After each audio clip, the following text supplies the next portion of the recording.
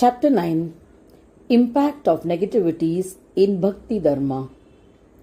In Bhakti Dharma, 4 types of differences and obstacles are possible.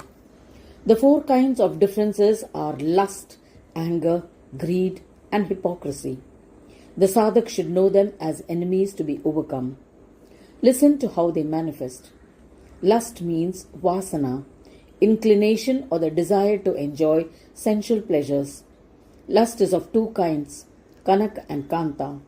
Both Kanak and Kanta indicate taste for material enjoyments. Both of them should be removed by their roots from the mind, as their role is the play of Purusha and Prakriti, which the sadhak experiences as bodily pleasures. Everything is dependent on external factors and hence causes sorrow in the end.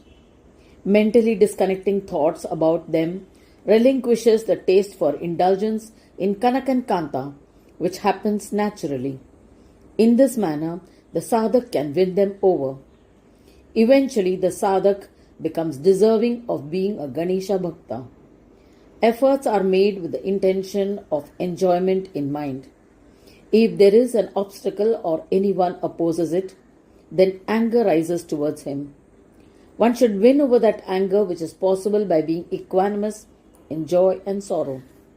One should bear the 2 opposing feelings, knowing that however much one may try, one gets what one is destined to get. So there is no use being happy when something good happens or depressed when something bad happens. Therefore, leaving both of them aside, one should practice giving. This way, the mind will not be disturbed with dualities and one can win over anger. The main indication of greed within oneself is a regard for someone else. When there is expectation of receiving something, we tend to listen and behave favorably towards others. This is due to greed. It is meaningless to entertain expectations when there is nothing to receive from someone. If you are satisfied and have no regard for anything or have no expectations, then greed will not remain. If you are unaffected by anyone's abuse or praise, it means you have won over greed. He goes on to tell about hypocrisy. This is evident when you entertain one feeling in mind and express something else externally. This is usually done to hide our defects, so others may think highly of us. But it is advisable not to get anything done from anybody, nor expect anything from anybody. One who practices this has won over hypocrisy.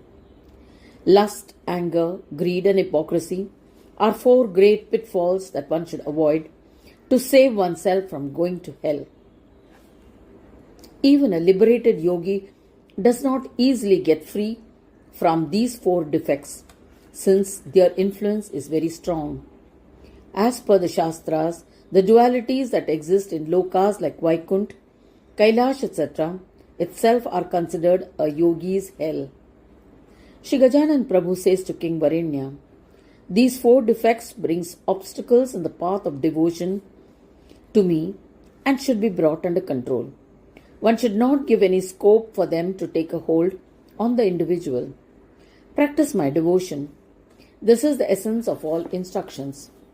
After saying this much, Shri Gajanan Prabhu fell silent. This concludes the 10th chapter titled Upadesha Yoga of Ganesh Gita.